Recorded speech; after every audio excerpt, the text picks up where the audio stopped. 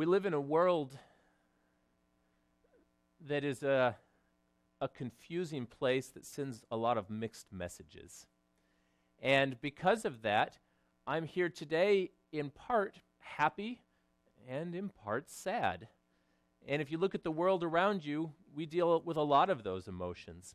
I'm thankful for what God has done for me. I'm thankful for the Sabbath. I'm thankful for family. I could go on and on with blessings. And I also look at the world around me, and I could make a list of things that I'm sad about. And you probably could make a list too.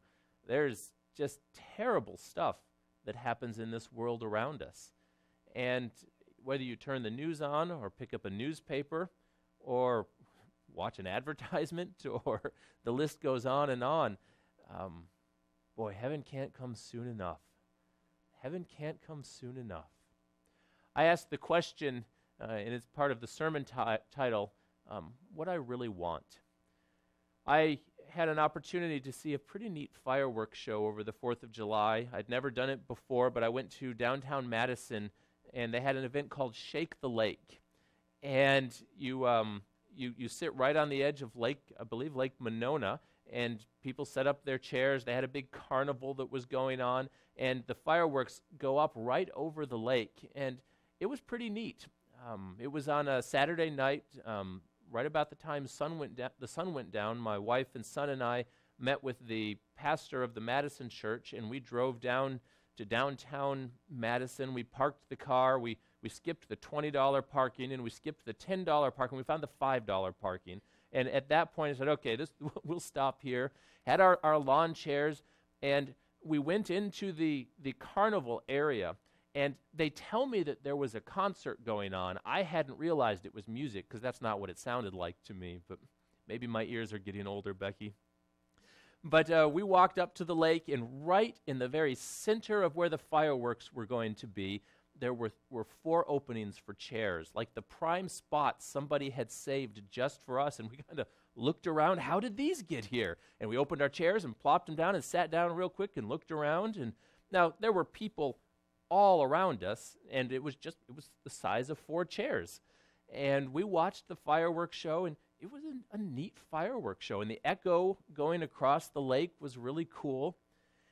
And when it was all done, we stood up and started putting our chairs together, and some people started to run by. And I looked at them, and I thought, I wonder if are they doing a 5K in the dark at the end of the fireworks show? And then I looked a little closer, and there were people running that it appeared had not run in a long time. And my wife looked around and she said, I think something's wrong. And as one of the people went by, they said to us, there was a shooting. And everything just freezes for that moment. Because that's part of the world we live in. 150 yards from where my wife, my son, Pastor Titus, and myself were sitting, somebody pulled out a gun and used it in the middle of a huge crowd of people. Now, that's bad enough. Thankfully, it wasn't worse where they were intending to inflict a huge amount of damage. They were after one person. Now, not that that's not bad. That's bad. But it makes you sit back and ask yourself, what do you really want? What are you really looking for in a world that, for us, could be over just like that? What are things that are truly important? I had an opportunity not too long ago to make a trip to Alaska. It was the last of the 50 states that I had been to. Grandma and Grandpa celebrated their 50th wedding anniversary, and my father-in-law is an orthodontist in Southern California, and that comes with some perks, apparently. He was able to take my wife and my son and I, and then my wife's brother and his entire family, and they paid for all of us to take a cruise to Alaska. And that's what I thought. They said, is it okay if we go to Alaska? And I thought, you're paying. It's okay. We'll go. But my wife and I were celebrating our 20th anniversary. So was my brother-in-law, and my in-law is celebrating 50. And we took a cruise to Alaska. And then at the end of the cruise, we drove around for about 6 days seeing different things in Alaska. And one of the things that we stopped at was a place where they had dog sled teams. And they actually had some of the dogs hooked up to an old golf cart that they had modified and taken the motor out of, and the dogs would pull the golf cart around. And it was impressive how fast they could go. And every time the driver would have the dogs speed up, they would throw gravel back at us because they were kicking their feet back. But we went into the main building, and we listened to a video presentation from a man, and he talked about how much he loved the dogs. And there's a quote up on the screen that he said, I just really love dogs. I know like the names of 500 dogs, he said, but I probably only know the names of like 10 people. And his next sentence is what really struck me. He said, if when I die, I have made this world a better place for these dogs, I think my life will have been worth something. And I thought about that. And I like dogs. But I couldn't help but ask, is there something a little more to life than that? Not that there's anything wrong with that. Let's be nice to our animals. I've got 2 cats at home, and I grew up with a dog. But is there something a little more? What do I really want? I went to an auto museum in all places. It was in Alaska. We kind of got there by accident, and they had a plaque to a man by the name of Wallace Reed. And apparently he was a silent film actor, which I thought, how cool is that? You don't even have to be able to talk to be an actor. Black and white movies. And this man apparently, in his day and age, was one of the actors. I don't know who we would compare him to today, but the ladies liked this man. He was a good actor. He was an athlete. He was an artist. He was a musician. I believe he sang also, although I don't know how that worked with silent movies. But he was just very talented. And as is the case with many of us, he's not alone in this, one of the things he really liked was speed. And so at a car museum, they had one of the race cars that he had owned.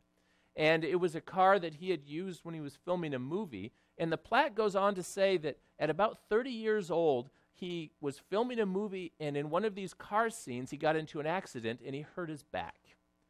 And the movie people didn't want to stop production of the movie, so they just gave him some huge shots of morphine and said, keep going. And what happened as a result of that is he became addicted, and by his mid-30s, he was dead. And I think in the eyes of the world, this is a picture of a man who had everything. The girls liked him. He had lots of money. He was famous. He was talented. And then he was dead. And I think, what is it that we really want out of life? And I can ask you, what do you want out of life? There's a lot of things that we might say, and they're not necessarily bad things. Some people would say, something I would like out of life is good health. And we talked about this in Sabbath school. When you don't have good health, that's something that you really miss. I used to do, and I'll tell this story, it's embarrassing on me, but it's been probably 6 years ago, but I used to do long-distance running. And my old Corolla, which I've now sold, on the back window of that, I would put a sticker for every race that I did, whether it was a marathon or a half marathon or just a 5K or something. And about 6 months ago, somebody walked by my car, and I was standing there, and they said, "What are those stickers for?" I said, "Oh, these are stickers for races." And they looked at me, and they said, "So, did they come on the car when you bought it?" Oh, well, apparently I'm not in the same running shape I used to be in. But I had an injury about 6 years ago that for a while made me think I was going to have to go on disability. And when you start to not be able to move, I had numbness in both my arms. I lost all the feeling in my right arm and about half the feeling in my left arm. And I'm trying to think, if you're holding a glass and you can't feel it, you've got to really concentrate to hold it, or it's gone. And then it makes a loud noise and people look. Money. Some people say, what I really want is money. I want a relationship. I want a good relationship with somebody, or I want a good job or a healthy family. And the older we get, the more frequent it is we say, what I really want is more time. I want some more time. Where does all the time go? As Seventh-day Adventist Christians, when we really dig into it, I think, though, we can say what I really want is Jesus. Of all of these things, some of them good, some of them bad, many of them neutral, what I really want is Jesus. More than all this other stuff, what's really important is what Jesus has done for me. There's a story in the Bible, and I encourage you to turn there with me in John chapter 5, where the scripture reading was found. Many of us know it as the Pool of Bethesda, the story that took place there. I had an opportunity to go to Israel for the first time and possibly the last time in my life a number of months ago, and it was an amazing trip. Nobody knows exactly, they talk about the footsteps of Jesus. Nobody knows exactly where he was, but you go to the Sea of Galilee and see how small it was, and to see the shorefront in the town of Capernaum and realize that in less than 3 minutes you can walk from one end to the other and say, Jesus was here. Or go to the area where the temple used to be, and it's a large area, but it's the size of a few football fields. Jesus was in this area. It kind of brings it home in a different way. They have excavated the Pool of Bethesda area, and I had an opportunity to walk around there. No water anymore. It is neat to walk around, but doesn't look anything like I think it did in Bible times. We're going to go through this passage verse by verse, I think 8 or 9 verses. Verse 1 says, "After this, there was a feast of the Jews, and Jesus went up to Jerusalem." So the thing that I think is interesting about this verse right here is it says on the screen is Jesus went where the people were. And why I think that's important is because at this point in Jesus' life, going to Jerusalem did not make sense from a human perspective. And the reason I say that is because there were people there that wanted to kill Jesus. So from a human perspective, you don't go where the people that want to kill you are at. Is that right? If somebody's got it out for you, you stay away from there. But not Jesus. Jesus had a mission. Jesus went where the people were. He knew that this feast was taking place, that people from all over the country and even outside of Israel were going to be coming to this festival, and Jesus said, this is where I need to be. I need to be where the people are. And you look through Scripture, and Jesus, time after time after time, was where the people were. Now, sure, he would take breaks, and I think that's healthy for us to realize too, but as soon as he was refreshed, had spent his time with God and rejuvenated, he went back to where the people were.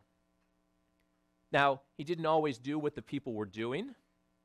He didn't always approve of what the people were doing, but he went where the people were. And I think this is an extremely important thing for us as Seventh-day Adventist Christians. If we've been called to reach people for Jesus, we've got to go where the people are. Now, we don't have to like what the people are doing, and we certainly don't have to do what the people are doing. But we've got to go where the people are. We've got to find the people that Jesus was looking for. Verse 2 says, now there is in Jerusalem by the sheep gate a pool which is called in Hebrew Bethesda, having 5 porches. Now, I don't know how big this will be here, but this area right here on the screen is, it's not going to catch up with me a whole lot. Right now, that's the area that has a Muslim, it's not fully a mosque, but it's similar to a mosque, and it's called the Dome of the Rock. And they have planted it right on the site that they believe the Israelite temple that Jesus would have gone to used to be. And this is a picture of the old city of Jerusalem here. And what intrigued me is how small it was. You could walk from one side of the old city of Jerusalem here at the Jaffa Gate. You could walk all the way across to the other side where the Pool of Bethesda was. And if you just walked, you could do it in about 10 minutes. Now, if you stopped and looked at shops, or if you had somebody stop and want to talk to you, it would take longer. Or if there was a huge crowd going one direction or another. But you could go east to west, north to south, 10, maybe 15 minutes. And this is the city that is the epicenter for many of the religions in the world.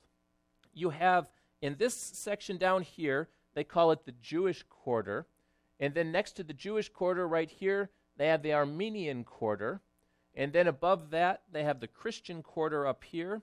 And then the Muslim quarter is here. And all four of those groups see that spot where the temple was as theirs.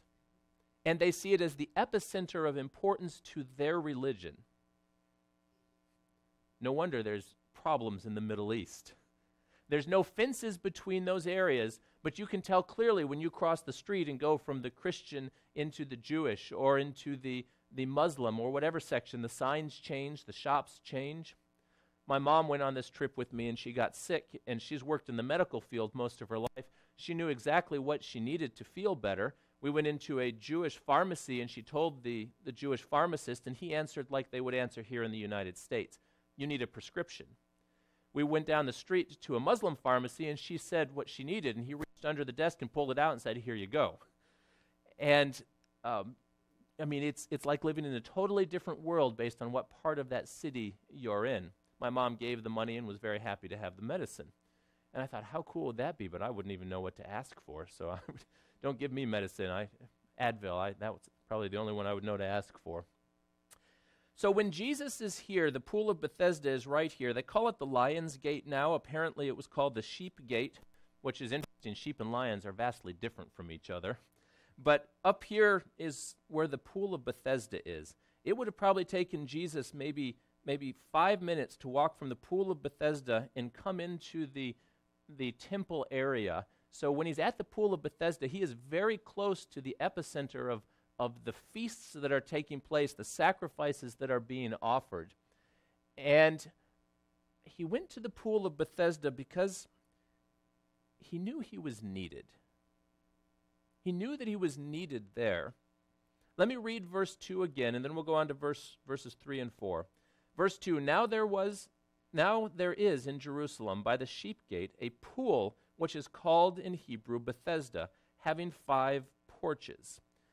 In these lay a great multitude of sick people, blind, lame, paralyzed, waiting for the moving of the water. For an angel went down at a certain time into the pool and stirred up the water. Then whoever stepped in it after the stirring of the water was made well of whatever disease he had. This story has always bothered me. And I want you to think about it here. We talked about the rich man and Lazarus briefly in Sabbath school.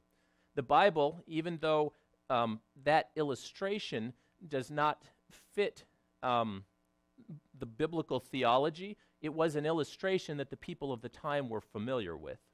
What we see here in verses 3 and 4 is something that the people thought was happening, even though I am fairly certain this was not something that was of God, even though they thought it was. And I want you to think of this. Do you have a picture of a God in heaven who says, I know what we should do. Let's get all the sick people around this pool, and then with no warning, when they least expect it, I'll send an angel down, he'll stir the water up, and they can all climb over each other, clamber over each other, scratch and claw and jump in, and the first one in gets healed, but nobody else. Does that fit the biblical description of God?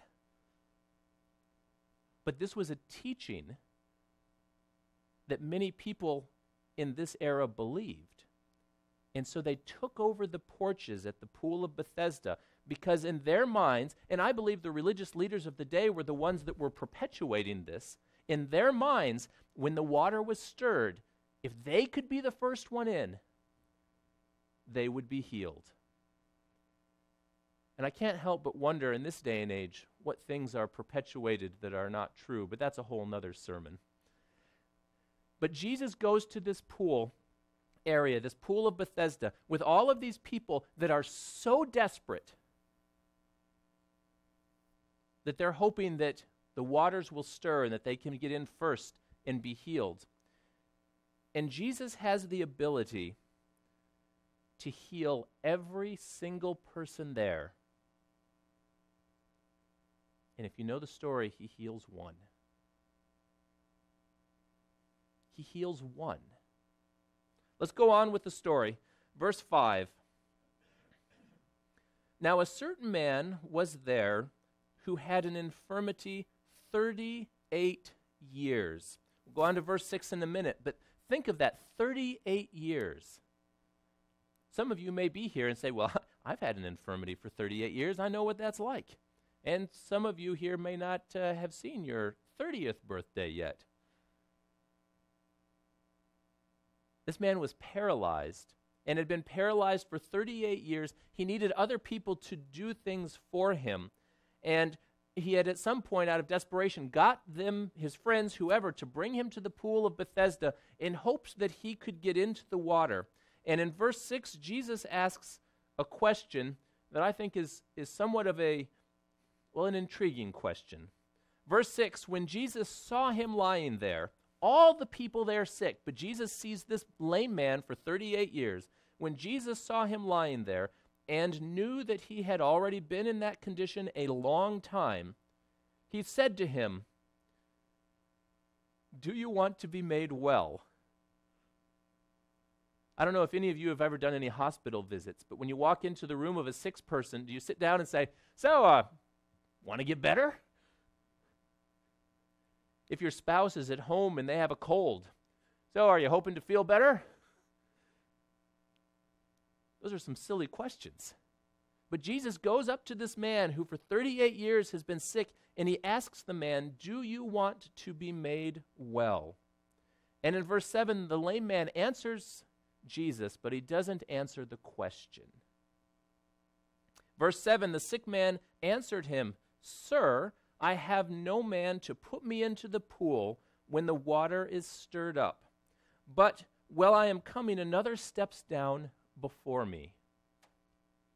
Jesus says, "Do you want to be made well?" in verse 6. And what is his answer? "I can't."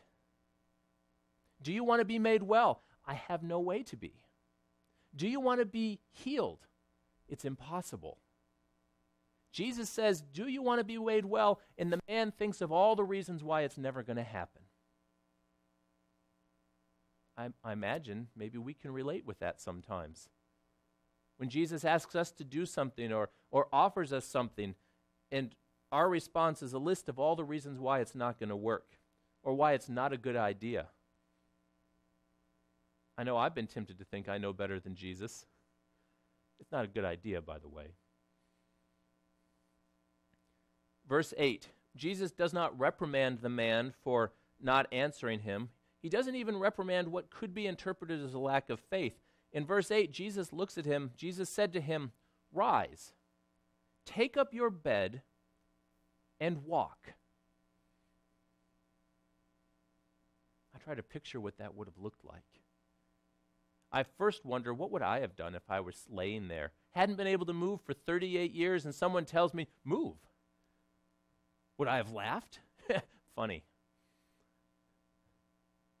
The Bible gives the picture that this man did what Jesus asked him to. And I imagine as he's laying there, maybe for the first time in 38 years, he feels a twitch in his left ankle, and then a twitch in his right ankle, and he realizes he can move his legs back and forth, and he can knock his knees together, and his back works. And there's a lot of healing that happens here, because if I laid down for 38 years, my muscles wouldn't work anymore, and it wouldn't take 38 years to get to that place. But this man's able to move. And somehow I don't think that he stood up and straightened his clothes and wrapped up his bed and said, "Thank you kindly, sir," and walked away. Somehow I have a hunch that he might have gotten up, maybe jumped, maybe stumbled around a little bit as he's getting his balance, and I imagine he was pretty loud. "Look what's happening here, I can move!" And that was probably pretty quiet. He was probably much louder than that. It wouldn't surprise me if he didn't jump around a little bit. I don't know if they high-fived back then. Fist bumped, elbow, I don't know what they did. Big hugs. I have a feeling after 38 years, this guy didn't care too much. He was excited. And I bet he let everybody know. In fact, if you read the second half of the story, he gets in trouble for it, and we're not going to that portion today. But this whole event took place on the Sabbath, and they got mad at Jesus and him for that. And I'd encourage you to read that. It's a great part of the story. But verse 9, immediately the man was made well, took up his bed, and walked. immediately he was made well. I'm left with the question of why Jesus didn't heal everyone else there. But he healed this man. I don't know. I don't always know the answers to some of these things, but I believe that Jesus had a purpose. This man, what he thought he wanted was to be healed. I asked the question a few times, what do I really want? I think what this man thought he really wanted was to be healed. But as I look at the story, I think what he really wanted was to meet Jesus. And there was a healing that came with that. But I think if you would have asked him between the two, the meeting Jesus was far more important in his life than the healing, even though I'm sure he was quite excited about both of those. It's because of Jesus, everything that we do makes sense, has purpose. I'm going to wrap all of this up in just a couple of slides here, but I want to touch just on the doctrines of the Seventh-day Adventist Church in 90 seconds. That's almost impossible, but I'll try. But we have some very distinctive truths that we believe in Scripture. The doctrine of the sanctuary, the belief in the Sabbath, the seventh day of the week, the day of worshiping God today. The second coming, that Jesus is coming for us again soon. A belief in the state of the dead, what happens when a person dies, that when you understand that, there's a peace that comes with that. And all of that is underscored by the belief in salvation. I've seen it portrayed this way, where you have a building that has these four pillars, the Sabbath, the sanctuary, the state of the dead, and the second coming. And what makes that work is when the foundation is Jesus. When the foundation of everything that we believe is salvation in Jesus. And then on top of that, the fundamental beliefs as taught in the Scripture have a good foundation. You take Jesus out of all of that, and it's meaningless. Let me ask you, what is the Sabbath without Jesus? If Jesus didn't exist, it wouldn't have had any value. I mean, maybe an extra nap. The sanctuary doctrine, apart from Jesus, is nothing. The second coming, without somebody to come, is nothing. Boy, am I thankful that Jesus is real, that Jesus died for us. It gives all of these things meaning. I want to close with a story. I don't know how many of you have ever heard of or been to one of the Body Works exhibits. I was tempted to put pictures up on the screen, but for those of you that either haven't seen it or don't desire to, I won't put you through that without you making the choice. But you've seen, I'm sure in your lifetime, the skeletal system. I mean, you can buy skeletons. They have them in science rooms. Sadly, they come out around Halloween every year. But the Body Works organization has taken and has shown in extreme detail the cardiovascular system inside of a person. They've also shown the muscular system, and they have taken real cadavers, have preserved them so that you can see scientifically how amazing the human body is. I would say, in part, sadly, they do it all apart from God. I would imagine that they're probably evolutionists and don't credit God for how amazing the human body is. But I went through this looking at all of the different skeletal systems and the muscular system and the cardiovascular system, and was just humbled at how amazing the creation of God is. And I got to the end, and it was very deep, realizing a little bit of the feeling that you might have if you have gone to a funeral, or if just one of those heavy times. If you've ever gone to a Holocaust museum, there's just a weight that comes with realizing what has taken place. And I'm at the end of this exhibit, and I'm thinking about mortality. I'm thinking about the questions we've been talking about today. What do I really want? And there were 3 whiteboards up at the end, right by the exit door, and across the top of those whiteboards were written the words, "Before I die, I want to ... And I started reading what was on the whiteboards, and I've typed some of them on the screen, and somebody wrote, "Before I die, I want to make the world a better place." Someone wrote, "Before I die, I want to get rich." Someone wrote, "Before I die, I want to get the career that I want." Someone wrote, "I want to star in a movie." Somebody said, "I want to go to space." Somebody said, "I want to follow my passion." And I think about all of these things, and it's building on the feeling that I'm having about, is there something more here? The middle one I panned over to, and before I die, I want to purchase a BMW. I have nothing against BMWs, and if you have one, I hope you enjoy it. But I thought to myself, if I were finishing the sentence before I die, I don't know that mine would end with, I want to buy a BMW. Before I die, I want to see 90 years old. I didn't know this was a thing, but before I die, I want to go to Paris Fashion Week. I haven't put that on my bucket list yet. I don't know if I'll make it there. Before I die, I want to make a lot of money. Before I die, I want to be an Olympian.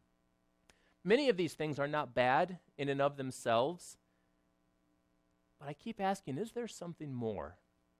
The last one kind of gave me a sigh of relief. Somebody wrote similar to what I would have written. They wrote, before I die, I want to form a very strong relationship with Jesus, my Lord and Savior. And I got to the end of the exhibit there, and there wasn't much room left on the board, and I was wanting to write something like that. And when I found it, I go, good. Whew. Because what's really important, even though these things may or may not be good or bad, health, money, relationships, jobs, family, what I really want is Jesus. What I really want is Jesus. And you may be tempted to say, Jesus is so foundational. There are so many deep, wonderful truths. Why are we talking just about Jesus? And I would say, I don't think we can ever talk about just Jesus. Jesus is everything. If we pull Jesus out, what have we got left? We don't have anything. We don't have anything. Jesus is what gives our religion, our doctrines, everything meaning. I ask you this morning, as you look at your life, what do you really want? What is it that consumes your time and your energy? What is your focus? What is it that drives you? I hope that what you really want is Jesus. I hope that he's what drives you, because that's what gives everything meaning. That's what gives our life meaning. What do you really want?